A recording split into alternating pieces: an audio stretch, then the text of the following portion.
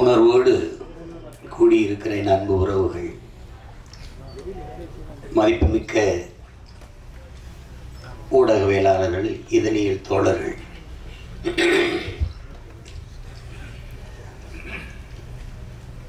திரைப்படைப்பாளர்கள், கலைஞர்கள், தயாரிப்பாளர்கள் அனைவருக்கும் என்னுடைய அன்பும் வணக்கமும்.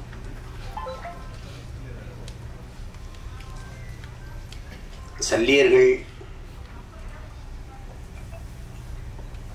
அதை படம் என்று சொல்வது அது அவ்வளவு பொருத்தமான சொல்லல்ல. அது படம் இல்லது, ஒரு வரலாற்று ஆவணம். அது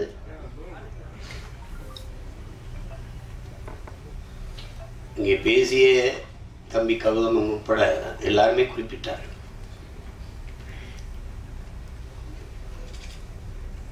ஒரு வரலாற்றை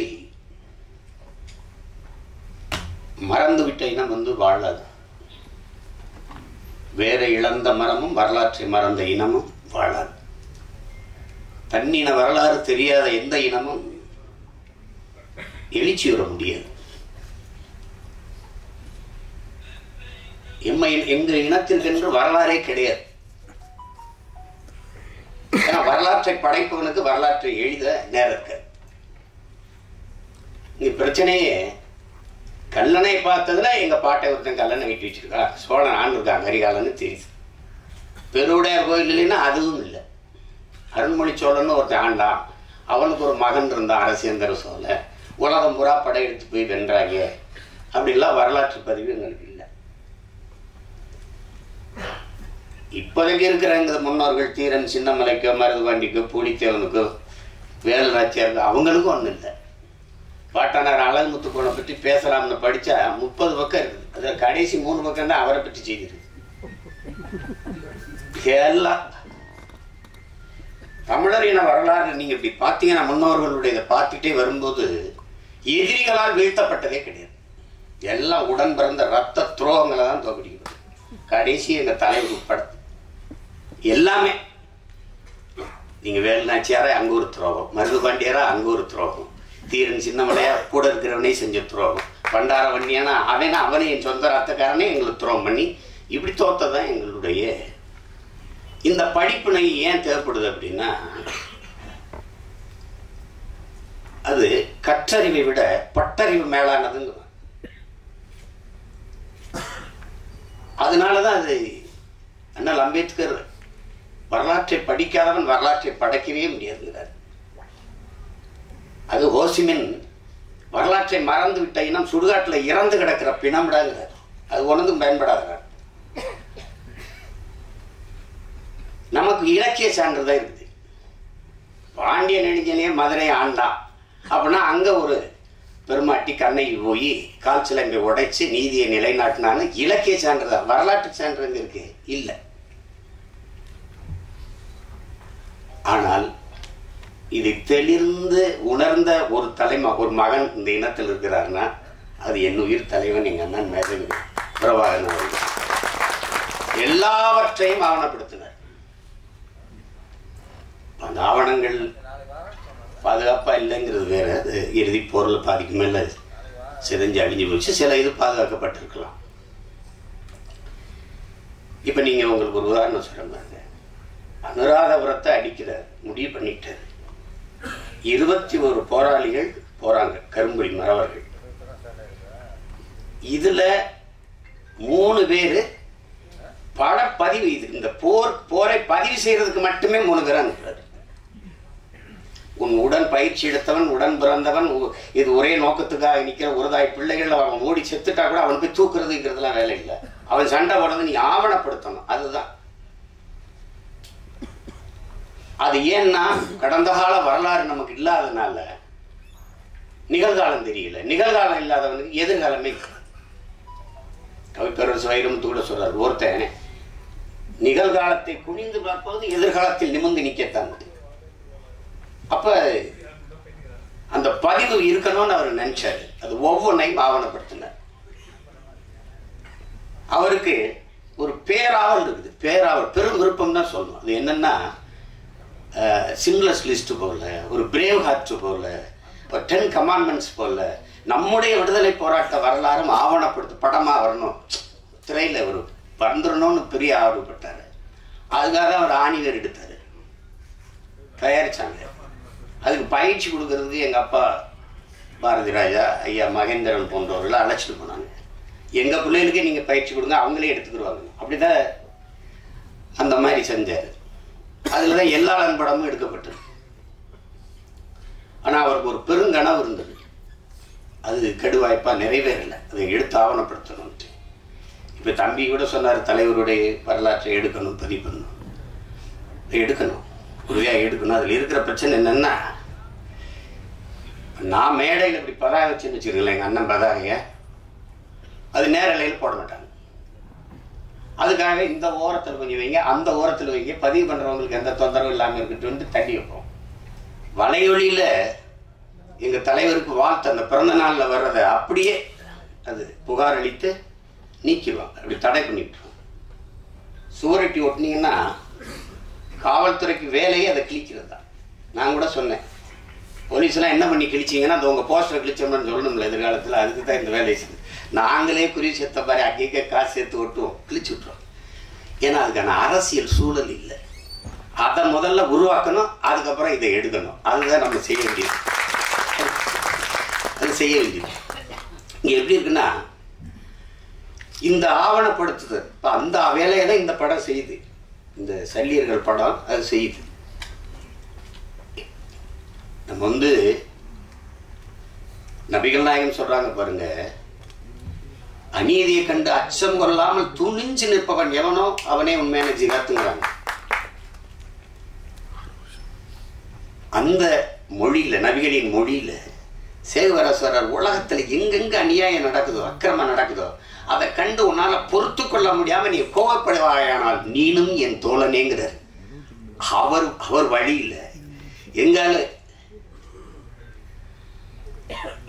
என்ன சொல்ற, பண்ண பழகடா பச்சை படுகொலை பைந்தமிழினத்திற்கு உயிரடா விடுதலைங்கிறார். வலியோர் சிலர் எளியோர் தம்மை வதையை புரிகுவதா, மகராசர்கள் உலகாளது நிலையாம் எனும் நினைவார். உலகால உனது தாய் மிகு உயிர்வாதை அடைகிறாள், உழவாது உதவாதினி ஒரு தாமதம் உடனே விழித்தமிழாங்கிறார். அப்படி விழித்து கொண்ட வீர மறவர்களின் வரலாறு தான் தமிழர்களுடைய வீரகாவிய வரலாறு. அதுல ஒரு துளி அந்த போராட்டத்தில் ஒரு துளி, ஒரு சின்ன பகுதி, அதுதான் இந்த சல்லியர்கள். மருத்துவங்கிறது மனிதத்தினுடைய மகத்துவம். தன் உயிரை எடுக்க வந்தவனுக்கும் உயிரை கொடுக்கிற ஒரு அறம் சார்ந்த மறவர்கள் தமிழர்கள் என்பதை இந்த படம் உணர்த்துது. ஏன்னா அறம் செய்ய விரும்பு, இது அறிவு மூதாட்டி அவ்வை நமக்கு தந்த தன்மை. அரசியல் பிழைத்தோருக்கு அறம் கூற்றாங்கிறது அது இளங்கோடியில் தந்த இனிய தமிழ் எல்லாம் நமக்கு கற்பிக்குது. அப்படி அறம் சார்ந்து நின்ற மறவர்கள் தமிழர்கள் மனிதநேயவாதிகள் அல்ல என் உடன் பிறந்தார்களே, தமிழர்கள் உயிர்மை நேயர்கள். உலகத்தில் எல்லாரும் கல்லு மாவில் கோலம் போட்ட போது என் இன சொந்தங்கள் மட்டும்தான் அரிசி மாவில் கோலம் போட்டான். ஈக்கும் எறும்புக்கு அது இரையாக இருக்கட்டும். அவ்வளவு பெரிய ஒரு இனம். புறப்பொருள் வெண்பா மாலை பாடுது, கொடையில எல்லாம் இருக்குது, கொடை வள்ளல்கள் இருக்கான். உலகத்தில் நாடை ஆண்டவனே வள்ளல்களாக இருந்தது, நாட்டை ஆண்ட மன்னர்களே வள்ளல்களாக இருந்தது தமிழர் இனத்தில் தான். அந்த இனத்தில் இந்த பாரியின் பேகனம் தான் ஆகச் சிறந்த கொடையாளிகள்னு புறப்பொருள் மேலப்படுது. அப்ப ஏன் அவன்லாம் ஆய் நல்லி அதிகமானலாம் காரி ஓரியில் அவங்களாம் இல்லையா அப்படின்னா, இல்லை, பாரியும் பேகனம் தான் ஆகச் சிறந்த கொடையாளர்கள். ஏன் அப்படின்னா, இந்த கேட்டு கொடுக்கறது கொடை தாங்க, ஆனா கேட்கும்போது அவன் தன்மானத்தை இழந்துடுறாங்க, அதனால சிறந்த கொடை இல்லை. கேட்காம கொடுக்கறதும் கொடைதான், ஆனா அதையும் விட ஆகச் சிறந்த கொடை இருக்குது. அது என்னன்னா, கேட்கும் திறனற்ற உயிர்களுக்கு கொடுக்கறதுங்கிறான். முல்லைக்கொடி தேர விட்டுட்டு போய் பாருங்களா சொல்லாது, அது குச்சியை விட்டு விட்டாலே போதும். இல்லை, அரண்மனையில் போய் ஒரு சேவகனை அனுப்பி விட்டா போதும், அங்கே ஒரு கொடி தள்ளாடிக்கிட்டு ஒரு குச்சி விட்டு வச்சுட்டு வாடான்னு. நம்ம அரண்மனை போய் வர்றதுக்குள்ள அந்த செடிக்கு ஏதாவது ஆபத்து வந்துருச்சு, ரெண்டு தேர விட்டு நடந்து போயிட்டேன். அதனாலதான் அவன் சிறந்தார். பார்த்தா பைத்தியக்காரத்தனமா இருக்கும், ஆனா மேலோங்கி நிற்பது தமிழில முன்னோர்படியின் உயிர்மை நேயம் என்பதை நாம் உணர்ந்து கொள்ள முடியும். அதை தான் பேகன் பண்ணது. மயில் என்ன போர்வை கட்டு அடிச்சு கடிச்சான்ட்ட அது இளங்காத்துல குளிர் காத்துல தான் தோகை விரிச்சு நல்லா ஆடும். அவர் போர்வை கொடுத்தாரு, அந்த குளிர நடுங்குன்னு சொல்லிட்டு அது கதையா கூட இருக்கலாம், கற்பனையா கூட இருக்கலாம். நீங்க அகநூறார் படுது, தாதுன் பறவை பேதூரல் அஞ்சி மணி நான் ஆர்த்த மாணவனை தேரன்னு பாடுது. தலைவன் அரசன் போய்கிட்டு இருக்கான் காட்டுக்குள்ள, தேரோட்டி ஓட்டி போயிட்டு இருக்கான். காட்டுக்குள்ள போகும்போது இந்த தேரை நிறுத்துப்பா, இந்த தேரில் அலங்காரத்துக்கு அழகுக்காக தொங்க விட்டுருக்கல மணி, அந்த மணி நான் அப்புறம் அடக்குப்பா அப்படின்னு. அவன் அப்படி மண்ணை உருட்டி உருட்டி மணிக்குள்ள தள்ளி தள்ளி சத்தம் கேட்காம நிறுத்துறேன். ஏன் இந்த வேலையை செய்யறீங்க அப்படின்னு கேட்குறான் அந்த தேரோட்டி. வந்து காட்டுக்குள்ள போறோம், தேர் சல் சல்னு சத்தம் எழுப்பிட்டு வருது இந்த சலங்க, அந்த மலர்களில் தேன் சிட்டு வண்டுகள் இந்த வண்ணத்து பூச்சி எல்லாம் தேன் ஒன்று இருக்கும், இந்த சத்தத்தில் பயந்து ஓடிடும்டா, அதனால நிறுத்துறான். அப்ப இதுல இருந்து என்னன்னா தமிழர்கள் உயிர்மை நேயர்கள். ஏன்னா பகுத்துண்டு பல் உறவுகள் ஓம்புகன்னு பாட வேண்டியதானே, ஏன் பகுத்துண்டு பல் உயிர்கள் ஓம்புகன்னு வள்ளுவம் பாடுது திருக்குறள்ல மறைமொழியில பாடி வைக்கிறாரு. பிறப்பு ஒக்கும் எல்லா மனிதருக்கும் எழுத வேண்டியதானே, பிறப்பு ஒக்கும் எல்லா உயிருக்கும் எழுதுற. அந்த அறம் சார்ந்து வாழ்ந்த இனத்தின் மக்கள் அது ரொம்ப அண்டை அயலானுக்கும் அன்பு காட்டுங்கிறார் நபிகள். தன்னை போல் பிறரையும் நேசிங்கிறார் இயேசுபிரான். இன்னார் செய்தார் ஒருத்தர் அவர் நன்னயம் செய்து விடுங்கிறாரு நம்ம பாட்டினார் வள்ளுவ பெருமானார். அந்த அறம் சார்ந்த கூட்டம் தம்பி சொன்னதெல்லாம் அது ஒரு துளி கதை. கௌதம் நீங்க குறிப்பிட்டது ஒரு கதை. அது மாதிரி பல நிகழ்வுகள் நான் உங்களுக்கு சொல்ல முடியும். எங்கள்ல பலாயிரக்கணக்கான பெண்களை வன்புணர்வு செய்து கொலை செய்தார்கள் சிங்களர்கள். ஏதாவது ஒரு செய்தி நீங்க கேள்விப்பட்டதுண்டா? ஒரு சிங்கள பெண்ணின் தாவணி தொட்டான், நிழலை தொட்டான் விடுதலை புரி மரவன் என்று நீங்க ஏதாவது செய்தி படிச்சதுண்டா? இருக்கவே செஞ்சோலையில வந்து அவ விண்ணூர்தியிலிருந்து குண்டை வீசி 61 குழந்தைகளை கொண்டு விட்டான். நம்மகிட்டே விண்ணூர்தி இருக்கு, பறந்து போய் அவன் பள்ளிக்கூடத்துல போட்டிருக்கலாம், செய்ய மாட்டார், செய்யல. கட்டுநாயக்கா விமானப்பட தளத்தை வந்து தகர்க்கிறார். ஏன் பொது விமான தளத்துல குண்டு பட அவருக்கு எவ்வளவு நேரம் ஆயிருக்கும்? போடல, செய்ய மாட்டார்.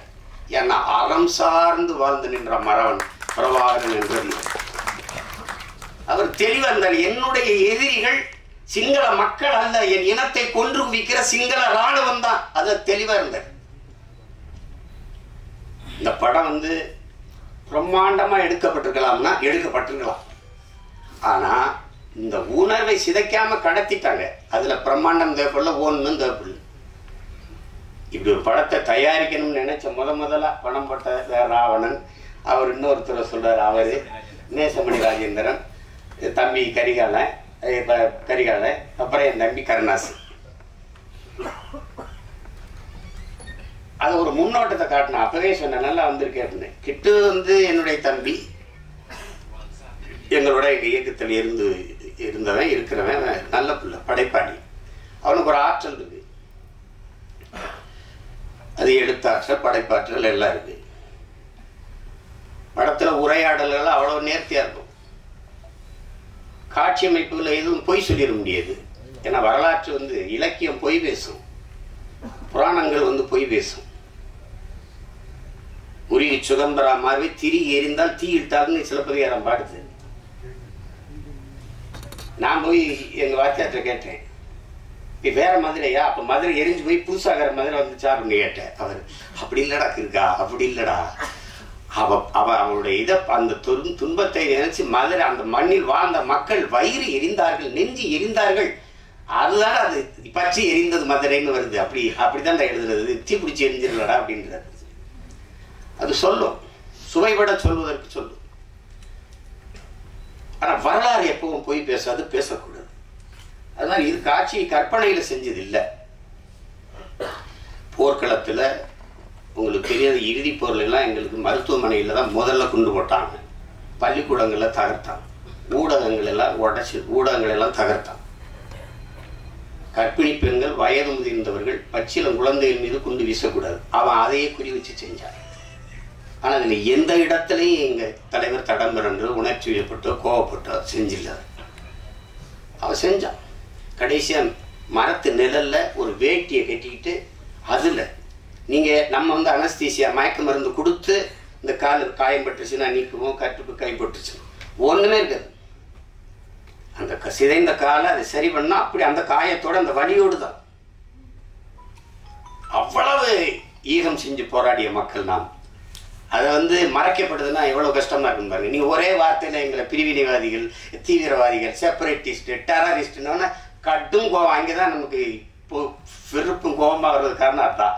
உனக்கு என்ன தெரியும், வரலாறு தெரியாமல் பொழைக்க போன இடத்துல பிரபார நாடு கேட்டுக்கிட்டு இருக்காங்க. டேய், ஏன் பூமிடா அது, பொழைக்க வந்தவன்ட்ட நாங்கள் பறி கொடுத்துட்டோங்கிறதான் வரலாறு. அதுதான் இங்கே பிரச்சனையே. அதுதான். அதனால இந்த ஒரு வரலாற்று ஆவணமாக நான் இதை பார்க்குறேன். அந்த போர்க்களத்திலையும் அந்த சூழல்லையும் காயம்பட்ட போராளிகளுக்கு மருத்துவம் கொடுக்கறதுக்கு பதுங்கு குழியிலேயே மருத்துவமனையை வச்சு எப்படி அதை கட்டமைச்சிருக்காருங்கிறது நீங்கள் பார்க்கும்போது தெரியும், படம் பார்க்கும்போது. அது மாதிரி தம்பி திருமுருகன் அவர்கள் சொன்னது மாதிரி ஒரு பகைவனாக இருந்தாலும் அவனுக்கு அன்பு காட்டுங்கிறத அதை தான் இந்த படம் உணர்த்துது. முழு கதையும் சொல்லிட்டு இருக்க வேண்டியதில்லை. ஏன்னா நீங்கள் பார்க்கணும், அவசியம் பார்க்கணும். அதில் அந்த நந்தினியா அந்த மருத்துவ பெண்ணாக நடிச்சிருக்கிற சத்யாதேவிக்கு வந்து எவ்வளோ பாராட்டினாலும் தரும். அது புது நடிகை, புதுசாக பங்கேற்றுக்காங்கன்னு சொல்ல முடியாது. இதே மாதிரி முகம்தான் அந்த நாட்டில், அந்த காட்டில் என்ன பார்த்தனோ அதே மாதிரி ஒரு முகம். அந்த காட்டில் எப்படி எங்கள் போராடி வீரர்களை பார்த்தனோ அதே மாதிரி ஒரு முகம் மகேந்திரன். ரொம்ப நல்லா பண்ணியிருப்பாங்க ரெண்டு பேருமே. அது நீங்கள் பார்த்து அது அந்த உணர்வை நீங்கள் உள்வாங்கணுங்கிறதா என்னோட. அதுக்காக அதை திரும்ப திரும்ப பேசிட்டு இருக்க வேண்டியதில்லை, அது செய்ய வேண்டியதில்லை. உலகம் பூரா இருக்கிற என் தாய் தமிழ் உறவுகள் இந்த படத்தை ஒரு படம்னு நம்ம சொல்லிக்கிட்டு இருக்கக்கூடாது. இது ஒரு வரலாற்று, ஒரு படைப்பு, ஒரு பதிவு.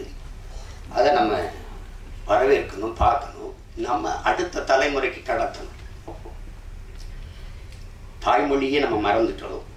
ஒரு தலைமுறைக்கு மேலே தமிழ் எழுத படிக்க தெரியாத ஒரு இனக்கூட்டம் ஆயிட்டோம். மொழி அழிந்து சிதைந்தால் இனம் அழியுங்கிறது வரலாற்று பெரு உண்மை. இப்போ அந்த சூழல்ல வரலாறையும் விட்டுறக்கூடாது. நீங்கள் நார்வேயில் கூட என் தம்பி வசீகரம் வந்திருக்காங்க. தமிழ் படிப்பிக்க பள்ளிக்கூடம் 17 பள்ளிக்கூடம். டென்மார்க்கில் 32 பள்ளிக்கூடம். யார் கொடுத்துருக்காங்கிறீங்க? அந்த அரசு. உங்கள் தாய்மொழியை நீங்கள் மறந்து விடக்கூடாது அப்படின்னு நம்மளே தமிழாசிரியர் போட்டு படிப்பிக்குது. ஐரோப்பிய நாடுகள் எல்லா நாட்டிலையும் இருக்கு. ஆனால் ஏன் நாடு தமிழ்நாட்டில் தமிழ் படித்தால் வேலை கிடைக்காது, சோறு கிடைக்காது, ஒன்றும் கிடைக்காது அப்படின்ட்டு இவன் முட்டிக்கால் போடணும். தமிழில் பேசிட்டான்னா, தமிழில் பேசிட்டான்னா அவருக்கு தண்டம் கட்டணும். இந்த மாதிரி பள்ளிக்கூடம் இருக்குது. ஒரு நாள் அந்த பள்ளிக்கூடத்துக்கு மின்சாரம் போகாது, தண்ணியும் போகாது, ஒன்றும் போகாது, வெட்டி. தாய்மொழியை படிக்கிறது தான்டா பள்ளிக்கூடம் இருக்குது. இது ஒரு கூட்டம். அதை மறந்துட்ட மாதிரி தன் இன வரலாறை நம்ம வந்து கற்பிக்கல பிள்ளைகளுக்குன்னா நான் யாருன்னே தெரியாமல் போயிடும். நான் யாரு எனக்கு தெரியவே தெரியாது. அப்ப தன்னை மறந்த ஒரு நோயாளி மாதிரி ஆயிடுவேன். அதுதான் நீங்க வரலாறு தான் எல்லா உலகில் எல்லா தேசியனங்களுக்கும் வழிகாட்டியிருக்கு. வரலாறு தான். அப்ப அந்த வரலாற்று பதிவு நமக்கு இருக்கணும். இதை படமாக நீங்க பார்க்காமல் நம் பிள்ளைகளுக்கு நான் 2 மணி நேரம் காட்டுறேன், ஒரு பாடம் அப்படின்னு நீங்க கொண்டு போய் சேர்க்கணும். எல்லா தமிழர்களும் கொண்டாடுங்க. திரைப்பட ரசிகர்களாக இருக்கிறவர்கள் அவங்க நீங்களும் பாருங்க, உங்களுக்கும் பிடிக்கும். என் தம்பி திருமுருகன் சொன்ன மாதிரி நீங்க தமிழனா இருந்தா 2000 மடங்கு 1000 மடங்கு கூட பிடிக்காது. அது உண்மைதான். அவ்வளவு சிறப்பான படைப்பு. இதில் என்ன பங்கேற்றுக்கிறதெல்லாம் எல்லாம் என் தம்பிகளாக இருக்கிறதுனால ஒரு நிகழ்ச்சி, நமக்கு மகிழ்ச்சி. அது அளவு கிடந்த மகிழ்ச்சி. கிட்டு அவன் செஞ்சதில் இது ரொம்ப நேர்த்தியான ஒரு இது. பெரிய பொருள் செலவு பண்ண முடியல, பெரிய எடுக்க முடியலைனாலும் அந்த உணர்வை சிதையாமல் கடத்திட்டான். அந்த ஆற்றல் அவனுக்கு அப்போ இருக்கு. குறும்படம் இருக்கிற காலத்துலேருந்தே அவர் செஞ்சிருவாங்க, நல்லா செஞ்சிருக்காரு. அதுக்கு அவருக்கு என்னுடைய பாராட்டு. இசை என்னுடைய மகன் கென்னும் அந்த அவருடைய நண்பர் ஈஸ்வரும் போட்டிருக்காங்க.